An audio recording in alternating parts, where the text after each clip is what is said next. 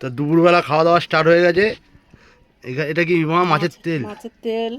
আচ্ছা, এটা ইলিশ মাছের তেল। এদিকে আমার ভাই আর এদিকে হচ্ছে আমার বাবা।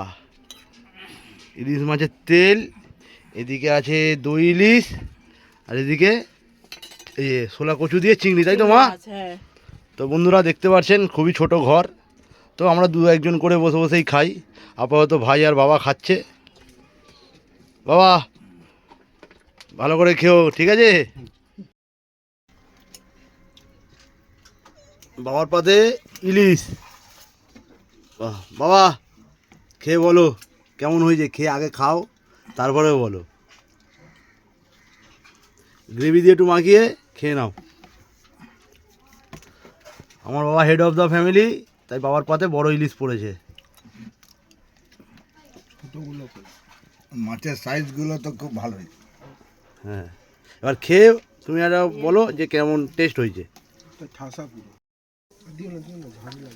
বাহ, কেমন লাগছে? খেয়ে বলো কেমন হয়েছে। দারুণ, খুবই ভালো হয়েছে। তার জন্য